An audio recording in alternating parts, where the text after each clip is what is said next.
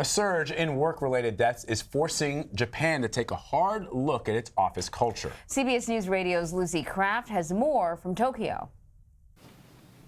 Years after losing his son, Itsuo Sekigawa is still in shock, grief-stricken and angry. Straight out of college in 2009, his son Satoshi proudly joined a prestigious manufacturer. But within a year, he was dead.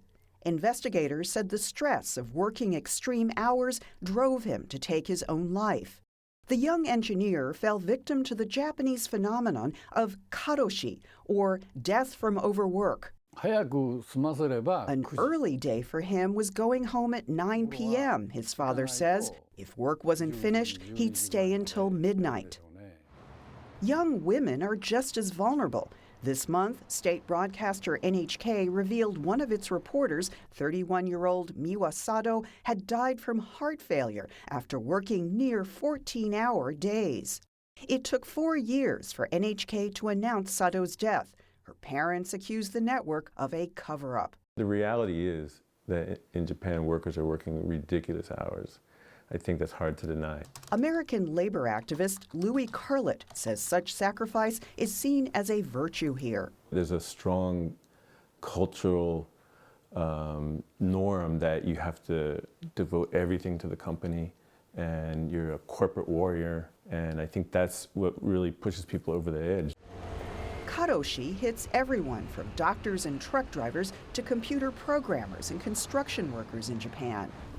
Grieving father Sekigawa says while Americans work overtime to get ahead, Japanese work extreme overtime because they are forced to.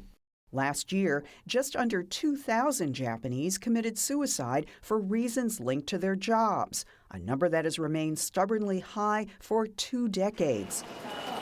Families of karoshi victims say the government's proposal to cap overtime at 100 hours a month and exempt many professions won't stop people from working themselves to death. There is no job worth a human life, said Sekigawa. But if our politicians pass laws that really hurt companies, they'd lose elections. So I'm afraid the situation is insoluble.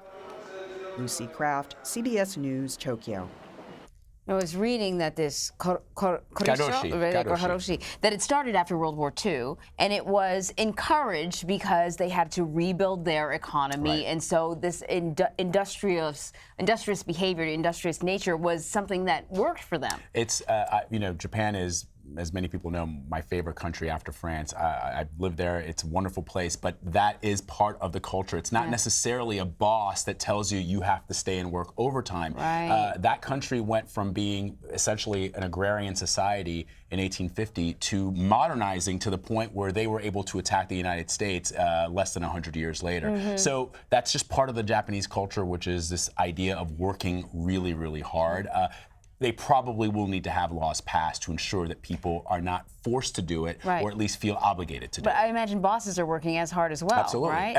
everybody in Japan, whether you are the CEO or you're, delivering mail, is working, believes that work is part of what you're supposed to do. All right. Well, the father in that piece said it. No job is worth your life, right? A little perspective.